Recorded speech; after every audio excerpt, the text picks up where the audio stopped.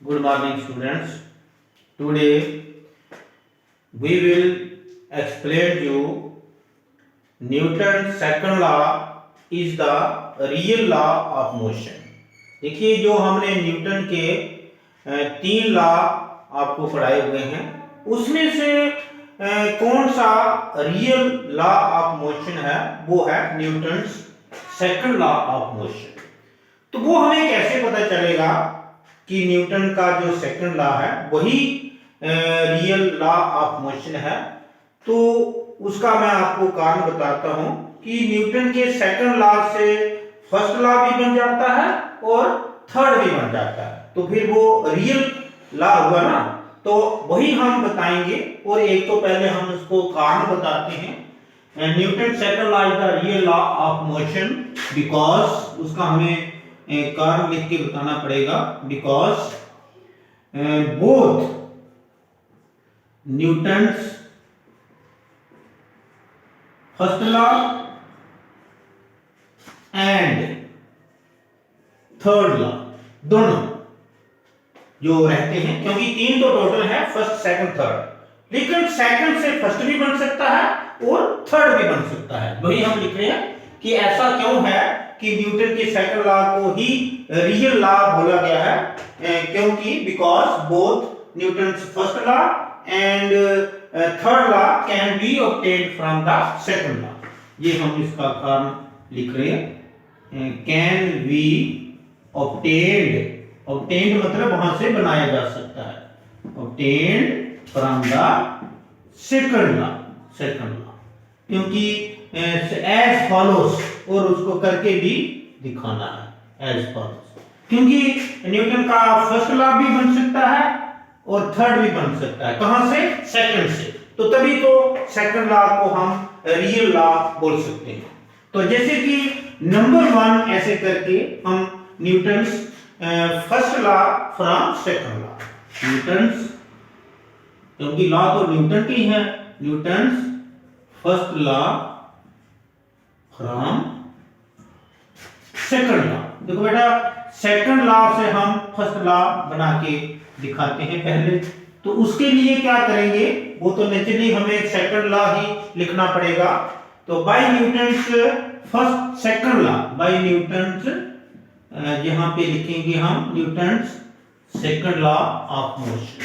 जैसे हम Newton's second law of motion लिखेंगे F is equal to ma। तो बेटा ये जो क्या होता है, force equal to mass into acceleration. तो जहां पे आपको क्या करना है, न्यूटन फर्स्ट लॉ कैसे बनता है कि जब एक्सटर्नल फोर्स नहीं लगती है तो तब वो बॉडी ना एक्सेलरेट हो सकती है, मतलब ना मूव कर सकती है, ना रेस्ट पे रह सकती है, ना रेस्ट पे उसको ला सकते हैं हम, तो ना उसकी डायरेक्शन चेंज हो सकती है। तो इसी से हम आपको बता सकते हैं। इसलिए यहां पे हमें वही कंसेप्ट लगाना पड़ेगा, व्हेन एक्सटर्नल फोर्स, जो कि हमारे इस फार्मूले के अंदर एक्सटर्नल फोर्स F आ रही है, when external force is equal to 0। अब हम एक्सटर्नल फोर्स को जहां पे 0 अगर कर देते हैं तो ma इज इक्वल टू 0 हो जाएगा। बस इसी स्टेप से हमारा फर्स्ट लॉ बन जाएगा, क्योंकि जो मैथमेटिक्स है न्यूटन सेकंड लॉ वो ये है कि दो फैक्टर्स का जो प्रोडक्ट जब 0 आता है तो या तो दोनों को 0 होना पड़ेगा या उनमें से एक को 0 होना पड़ेगा। तो अब जो आपको पता है, सबको पता है कि मास जो है वो तो 0 कभी हो नहीं सकता। तो फिर इसका मतलब क्या होगा, देयरफॉर हमें क्या करना पड़ेगा, देयरफॉर a को हमें 0 लिखना पड़ेगा, और which is Newton's first law. और इसका मीनिंग क्या है कि without external force acceleration is 0, that is body will not accelerate, body accelerate नहीं करेगी without external force. External force के बिना, क्योंकि मेन बात यहां पे आती है व्हेन एक्सटर्नल फोर्स इज 0। तो विदाउट एक्सटर्नल फोर्स जो है वो बॉडी जो है एक्सेलरेट नहीं हो सकती है। तो this is Newton's first law, this is Newton's first law of motion. तो थर्ड से सेकंड से फर्स्ट लॉ बन गया ना, क्योंकि बॉडी ना एक्सेलरेट हो सकती है, सब कुछ आ गया बीच में कि बॉडी ना चल सकती है, ना चलती हुई बॉडी रुक सकती है, ना डायरेक्शन चेंज कर सकती है। जब a इक्वल टू 0 आ गया तो फर्स्ट लॉ बन गया। कहां से? सेकंड लॉ से। तो एक तो ये इसका प्रूफ मिल गया। अब दूसरा दो बताना पड़ेंगे, थर्ड लॉ को भी सेकंड से बनाना पड़ेगा। तो जी दूसरे नंबर पे हम जो है Newton's third law of motion, third law जो न्यूटन्स थर्ड लॉ है वो कहां से बनाएंगे? From second law. वही सेकंड लॉ है जहां से हम न्यूटन्स थर्ड लॉ भी बना के आपको दिखाएंगे। तो इसके लिए हमें कुछ प्रपोजल लेना पड़ेगा। इसके लिए एक्शन एंड रिएक्शन जो होता है न्यूटन के थर्ड लॉ में, consider two bodies in an isolated system, क्योंकि एक्सटर्नल फोर्स वहां भी जीरो मानना पड़ेगी, क्योंकि दो बॉडीज हैं, वहां पे तीसरी बॉडी का कोई रोल प्ले नहीं करना हमने। Consider an isolated system of two bodies. देखो दो बॉडीज का आपको आइसोलेटेड सिस्टम लेना है। आइसोलेटेड का मतलब बाहर से कोई फोर्स नहीं लगेगी, दोनों बॉडी एक्ट एंड रिएक्ट करेंगी। Allow the two bodies to act and react. To act मतलब एक्शन भी होना चाहिए और उसका रिएक्शन भी होगा। एक्ट एंड रिएक्ट, बेटा एक्ट जो है उसको कैपिटल लेटर से भी हम कर सकते हैं, क्योंकि यही तो मेन बात है, act and react. Aloe the two bodies act and react, वो कैसे लोग करते हैं वो सिस्टम की अपनी रिस्पांसिबिलिटी है, वो उसके लिए हमें बोलने की जरूरत नहीं है। तो by law of conservation of momentum, then by law of conservation of मतलब जिसमें मोमेंटम कंजर्व रहता है, कांस्टेंट रहता है, कंजर्वेशन ऑफ लीनियर मोमेंटम। बेटा लीनियर मोमेंटम हम p सिंबल से शो करते हैं। By law of conservation of linear momentum से क्या है?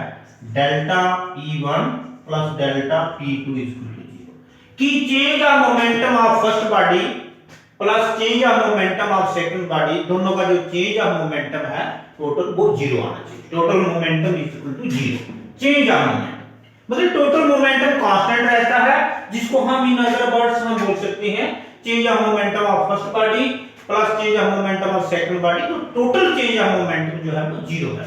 अब हम इसमें क्या करेंगे? टाइम से डिवाइड करेंगे, क्योंकि टाइम का फैक्टर बीच में लगा के इसको न्यूटन सेकंड लॉ बनाना है, जो कि आपको पता है Newton second law F dp/dt होता है। Change of momentum with respect to time जो है वो फोर्स बनता है, तो वो मोमेंटम का कांसेप्ट बीच में लाके उसको टाइम से चेंज करना है। तो डिवाइडिंग बोथ साइड से पहले क्या करेंगे? इस फैक्टर को हम उधर लाते हैं। ये डेल्टा p1 पहली बॉडी का मोमेंटम जो है लेफ्ट साइड पे रखते हैं, दूसरी बॉडी का मोमेंटम चेंज ऑफ मोमेंटम दूसरी साइड ले जाते हैं विद साइन माइनस का। तो अब हम इसको कांसेप्ट में दोनों फैक्टर को जो लेफ्ट साइड हैं और राइट साइड हैं दोनों को टाइम से डिवाइड करेंगे, ताकि change of momentum with respect to time जो है वो फोर्स का कांसेप्ट बन जाए। और इसके साथ ही यहाँ पे लिख भी सकते हैं डिवाइडिंग बाय, वो हम किससे डिवाइड किया है? Delta t. तो हम इसमें लिमिट भी लेंगे, जिससे वो पूरा differentiation of momentum, linear momentum with respect to time आपको पता चल जाए। तो इसमें तीसरे स्टेप में हम आगे स्टेप में जो कि LT होता है लिमिट। लिमिट क्या है कि टाइम जो है, चेंज ऑफ टाइम जो है वो अप्रोचेस टू 0 इसको बोलते हैं, क्योंकि ये पूरा dp/dt हम लिखेंगे अगले स्टेप में। और ये माइनस साइन जहां पे राइट साइड में पहले लिख लेते हैं, ये जो है डेल्टा t गोस टू 0, मतलब चेंज इन टाइम जो है बड़ा कम रखना है ताकि मोमेंटम का चेंज भी स्मॉल हो। ये डेल्टा जो होता है स्मॉल चेंज होता है। ये जो लेफ्ट साइड है जो राइट साइड है, ये डिफरेंशिएशन की फॉर्म में है change of momentum with respect to time, जिसको हम बड़े शॉर्टकट तरीके से लिख सकते हैं dp1/dt और दूसरी साइड dp2/dt। ये स्मॉल d जो होता है differentiation of momentum, linear momentum with respect to time. तो जहां linear momentum of second body और फर्स्ट बॉडी है, जो फर्स्ट बॉडी का चेंज ऑफ मोमेंटम है इसको हम फोर्स F1 बोल सकते हैं। यही तो न्यूटन जो सेकंड लॉ है वो मोमेंटम की फॉर्म में, और जो दूसरा है जहां माइनस साइन आएगा F। तो इसके ऊपर एरो भी लगा सकते हैं वेक्टर फॉर्म शो करने के लिए। तो ये जो है, ये जो हमारे पास बन गया है, ये जो Newton's third law, which is Newton's third law of motion. ये न्यूटन का third law Newton's second law से बना है, और ये थर्ड लॉ ऑफ मोशन। ये बेटा न्यूटन के सेकंड लॉ से हमने, क्योंकि rate of change of momentum की जगह जब हमने फोर्स लिखा तो मोमेंटम का change with respect to time ही फोर्स बनता है। That is force on body 1 is equal and opposite to force on body second. Action is equal to reaction. एक बॉडी अगर एक्शन करेगी दूसरा उसको reaction, action and reaction are always equal and opposite. ये एक body का action force F1 is equal to, उसके ऊपर एरो भी लगा सकते हैं।